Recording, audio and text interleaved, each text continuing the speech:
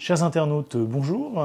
Merci de nous rejoindre pour cette 23e édition de notre hebdo IT et Télécom. Et comme chaque semaine, je suis en compagnie de Guy Hervier. Bonjour Guy. Bonjour Jean-François. Alors Guy, parmi les nombreux sujets qui ont alimenté le secteur des nouvelles technologies, et cette semaine, vous en avez retenu quelques-uns. Premier sujet, les wearables. Alors en bon français, smartwatch, vêtements connectés. Alors finalement, c'est une véritable innovation ou un simple gadget, ça? Alors en fait, on ne répondra pas vraiment à la question. Comme vous l'avez dit, wearable, la traduction française n'est pas encore vraiment aboutie. On parle de technologie portable. Et c'est tout un tas d'éventails de produits que vous avez cités. Il y en a encore bien d'autres. En fait, le Gartner a pondu une note la semaine dernière qui faisait un peu l'état des lieux de ce qu'on peut appeler un marché. Donc même si ce sont des gadgets, malgré tout, ça représente un marché. Et un marché qui, en 2016, devrait être de l'ordre de 30 milliards de dollars. Donc c'est quand même pas négligeable. Et évidemment, qui est en croissance assez forte, ce qui ne veut pas dire d'ailleurs que les produits qu'on vend sont des produits avec des applications réelles. Enfin, en tout cas réelles, très utiles. C'est-à-dire qu'on ne tranchera pas sur cette idée, la question gadget ou innovation. Mais en tout cas, ça fait vendre. Donc 30 milliards de dollars, ce qui représente à peu près 270 millions d'unités, donc des montres connectées, d'objets en général. Et évidemment, les représentants les plus importants de ce marché, c'est les montres connectées qui ont été popularisées par l'Apple Watch, dont il devrait se vendre, alors montres connectées dans son ensemble, à peu près 50 millions en 2016, donc sur 270 millions, c'est beaucoup. Mais en termes monétaires, en valeur, ça représente encore beaucoup plus, puisque c'est quasiment 40% de l'ensemble, plus de 11 milliards. Donc c'est significatif. On n'est pas évidemment, et si on prend le cas d'Apple, on en a déjà parlé, c'est pas ça qui va être le relais de croissance pour Apple. On n'est pas dans des chiffres de l'iPhone ou de l'iPad, mais enfin ça commence à être des chiffres significatifs. Alors pour répondre à la question qui était posée, c'est finalement, pour que ce soit de véritables innovations, ça veut dire qu'il faut qu'il y ait des applications réelles. Et là, il y a une petite anecdote qui est assez amusante et instructive. En fait, il se trouve que c'est une Américaine qui avait acheté un bracelet connecté et qui lui donnait tout un tas d'informations qui étaient un peu farfelues. Et puis, son mari en fait état au médecin de famille et le médecin lui pose la question, mais est-ce que votre femme n'est-elle pas enceinte?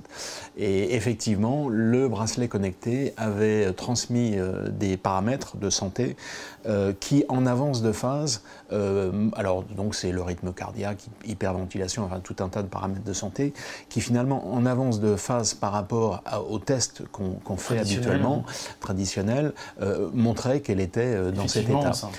Donc, ce qui veut dire par là que de manière un petit peu aléatoire, et c'est un peu le hasard, il y a des applications qui vont certainement arriver, soit pour le grand public, soit éventuellement dans le monde de l'entreprise. En particulier, par exemple, les bracelets connectés, le Gartner fait référence à des applications de type des applications de sécurisation, donc on voit tout de suite pourquoi, des applications de paiement mobile, et puis également dans le domaine de la santé. Sachant que par ailleurs, dans la panoplie générale de ces objets, il y a ce qu'on appelle les visiocasques, qui eux sont issus un peu du monde militaire, avec des applications qu'on a connues dans des situations de conflit, et qui vont trouver des applications soit dans le domaine des jeux, soit dans le domaine de contenu à valeur ajoutée. Donc c'est vraiment un marché en plein développement et qui commence à représenter des montants tout à fait significatifs. Bon, après, évidemment, les applications vont sans doute arriver et elles ne demandent qu'à être développées pour montrer et valider la véritable utilité de tous ces objets connectés. Alors on change complètement de sujet et de domaine, mais c'est une info importante aussi. Sur le marché du stockage, la montée en puissance de ce qu'on appelle vulgairement des SSD versus les disques durs plus traditionnels, où là, je crois que la messe est dite. Alors, la messe est dite, c'est peut-être un petit peu rapide, mais en tout cas, ce qui est sûr, c'est que la concurrence entre les deux supports est là depuis un certain temps, avec un avantage jusqu'à présent assez clair pour le HDD, enfin, donc tout ce qui est disque magnétique. Et là, il se trouve qu'il y a eu une conférence qui s'est tenue, qui était organisée par l'I3E. Donc, l'I3E, c'est une société savante dans le domaine de l'électronique qui se tenait la semaine dernière à San Francisco. Et là, il y a un cabinet spécialisé dans le stockage qui faisait état, dans le cadre d'une présentation, qui faisait état de travaux de la société Micron en laboratoire, qui avait atteint des densités de 2,7 terabits per square inch. Donc, si on utilise l'acronyme, c'est TB-PSI. Alors, si on essaie, parce qu'évidemment, les mesures américaines ne nous disent pas grand-chose, si on traduit ça dans des mesures qu'on comprendrait un petit peu mieux, en gros, ça correspond grosso modo à 50 gigaoctets par centimètre carré. Donc, on voit qu'on a une densité assez élevée. Et là, il se trouve que, donc, on est en laboratoire, ce ne sont pas des produits réels.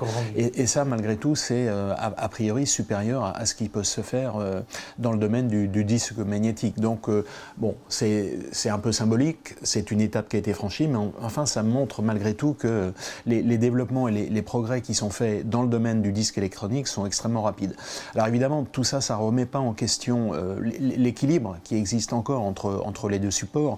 On le sait, hein, le SSD, c'est la performance, principalement, parce qu'on en avait déjà parlé dans une édition précédente, c'est la durabilité, là il y a encore des questions qui se posent, mais en termes de performance, c'est clair, c'est la balance penche du SSD, et puis du côté prix, c'est toujours les disques magnétiques qui l'emportent. Donc l'idée c'est, et on le voit bien, il y a dans le domaine des supports pour l'entreprise, il y a des supports hybrides qui font une sorte de combinaison optimale entre le magnétique et l'électronique, et en fonction de l'optimum qu'on veut atteindre entre ces deux paramètres.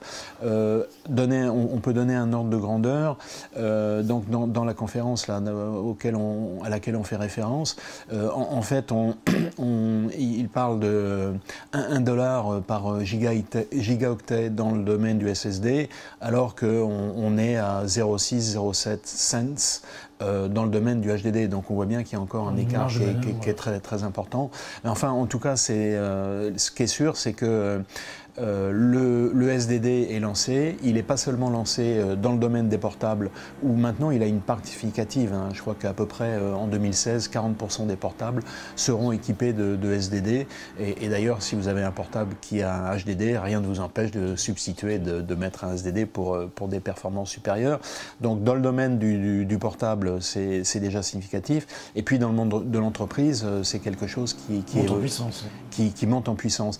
Alors sachant que évidemment, pour arriver à réaliser ces gains de performance et de rapport prix-performance, ça veut dire qu'il faut rénover les usines de fabrication standard. Et ça, ce sont des investissements, comme dans le domaine des microprocesseurs, sont des investissements énormes. Et donc, ça se fait un peu par saut, parce que ce n'est pas quelque chose qui va se faire du jour au lendemain.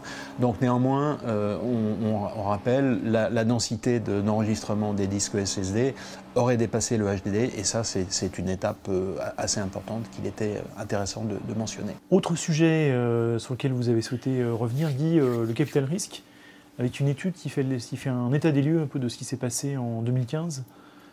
Oui, alors effectivement, c'est le cabinet KPMG qui publie son étude annuelle sur le capital risque, capital investissement. Et donc, alors la première chose, c'est que l'année 2015 a été une année extrêmement dynamique dans le domaine du capital risque, capital investissement. Plus de 40% de croissance, enfin en tout cas plus de 40% de montant investi par rapport à l'année précédente, donc c'est important. Le chiffre, c'est 128 milliards de dollars qui ont été investis dans près de 8000 entreprises. Donc ça, c'est le panorama global, sachant que si on regarde un petit peu plus précisément sur l'année, en fait, il se trouve qu'au quatrième trimestre, il y a eu une chute assez significative des investissements.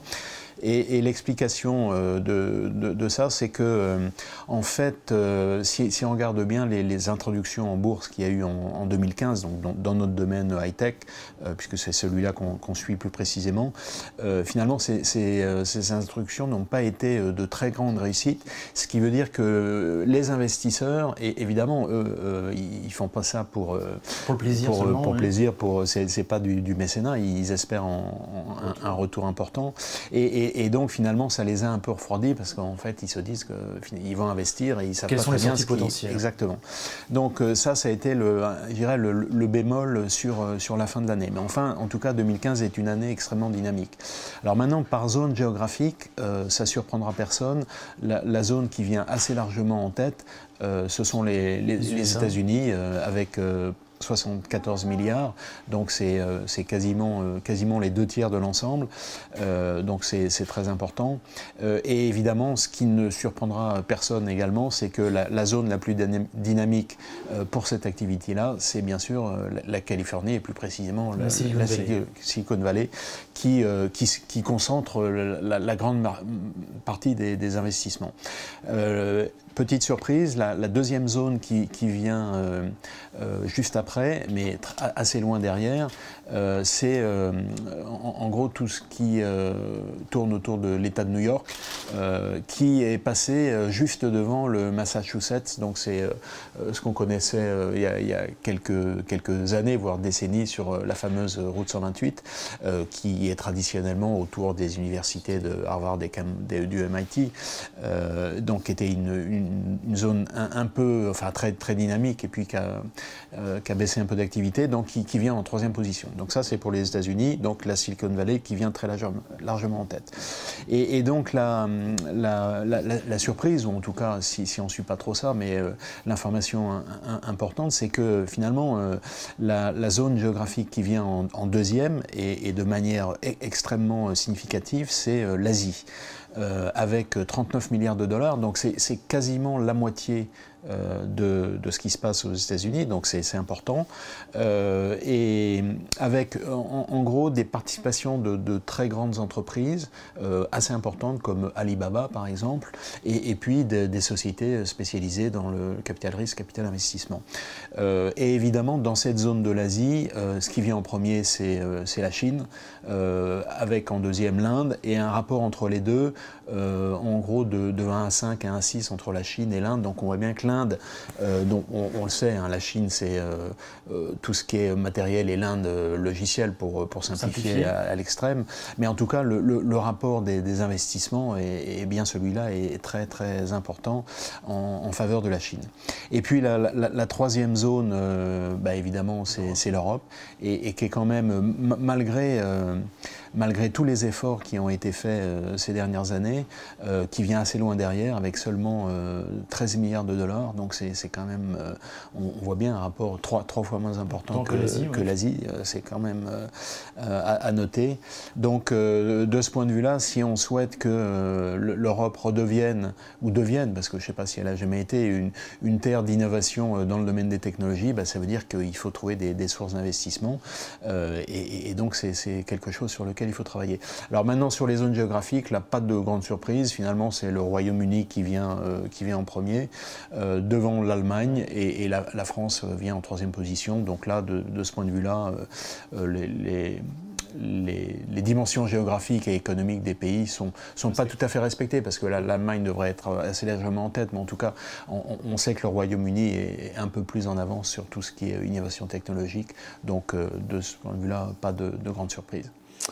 Alors ça, c'était pour la semaine passée. Pour la semaine à venir, on attend les délibérés d'un procès qui implique les dirigeants d'Uber, notamment à propos d'une de leurs filiales qui s'appelait UberPop, parce que je crois que l'activité a été fermée depuis. Alors effectivement, donc en fait, ce sont 2 dirigeants européens de la société Uber qui sont jugés en France pour l'activité donc UberPop, alors on va dire en 2 mots ce que c'est Uberpop, qui a été finalement interdite suite au mouvement important qu'il y a eu ces derniers temps. Donc en fait, Uberpop s'est bien distingué du service Uber traditionnel qu'on connaît aujourd'hui. Uberpop, en fait, c'était la mise en relation d'un conducteur comme vous et moi, donc amateur, on va dire, et puis de clients. Et ça, finalement, ça s'est avéré totalement illégal pour tout un tas de raisons. Et donc là, le procès qui a eu lieu la semaine dernière et dont on attend les rendus cette semaine, en fait, c'était de dire que ces 2 représentants de la société Uber ont fait la promotion d'une activité qui est illégale. Et donc, quand on lit un peu le compte-rendu des débats, c'est assez amusant, entre guillemets, quand on entend la défense des avocats qui essayent d'expliquer que finalement, ces 2 responsables, en fait, ils ne s'intéressaient qu'à la mise en place d'un service et ils ne s'étaient jamais posé la question de savoir si c'était une activité légale ou illégale. Donc je dirais qu'on est un peu dans des discussions un peu surprenantes. Mais en tout cas, donc, évidemment, comment dire, le sujet des taxis et de l'ubérisation en général, sujet dont on a déjà parlé à beaucoup de reprises, mais en tout cas dans le domaine du transport de passagers urbains, on va dire, est loin d'être terminé et vraisemblablement le rendu de cette action judiciaire aura un impact qui donnera une indication sur comment les choses peuvent évaluer. Enfin, c'était intéressant à suivre. Donc, l'ubérisation de l'économie en marche, c'est un épisode parmi d'autres. Et pour conclure, alors, pareil, sujet complètement différent, on reparle de Louvois, fameux logiciel de paye de l'armée française qui a défrayé la chronique. Et puis finalement, on se rend compte à l'occasion d'un rapport de la Cour des comptes, si j'ai bien compris, que c'est pas comme Capri, c'est pas fini. Non, c'est pas fini, ça continue. Louvois, on en parle toujours. Donc c'est le rapport annuel de la Cour des comptes, donc qui fait état effectivement, qui avait déjà alerté dans un rapport précédent, je crois que c'est dans les années 2011-2012, qui avait déjà alerté sur les difficultés de ce logiciel de paye. Donc rappelons, c'est un logiciel qui doit concerner à peu près 180 000 militaires. Donc évidemment, c'est important. 180 000 militaires, sachant que la Cour des comptes explique que il y a des spécificités qui sont extrêmement complexes avec des statuts différents, enfin beaucoup de choses qui font que finalement c'est pas aussi simple qu'il pourrait paraître. Mais bon, néanmoins, il y a d'autres entreprises ou organisations qui ont plus de 180 000 personnes, pour citer la SNCF ou l'Éducation nationale, et qui payent son personnel avec des logiciels et a priori ça fonctionne. Donc on ne peut quand même que s'étonner, et donc Louvois ça continue, et là je dirais cerise sur le gâteau, il y a un nouveau logiciel qui est en cours de conception, qui s'appelle Source Solde. Donc je ne sais pas où ils ont été pêchés ce nom, mais en tout cas la Cour des comptes sur ce nouveau logiciel qui est en développement, est assez circonspecte et fait part de quelques risques sur ce nouveau logiciel. Donc on est en train de terminer l'épisode Louvois, et on va peut-être commencer un nouvel épisode avec Source Solde, c'est la saison 2 de la solde des militaires. Mais en tout cas, bon, c'était l'objet du coup de gueule cette semaine. Et pour les millions qui ont été jetés par la fenêtre, je pense que c'était bien mérité. Eh ben merci Guy, je pense qu'on aura sûrement l'occasion d'en reparler dans un prochain hebdo IT et Télécom. En attendant, merci à toutes et à tous de votre attention. Nous nous retrouvons donc lundi prochain pour une nouvelle édition de notre hebdo IT et Télécom. Merci, à bientôt.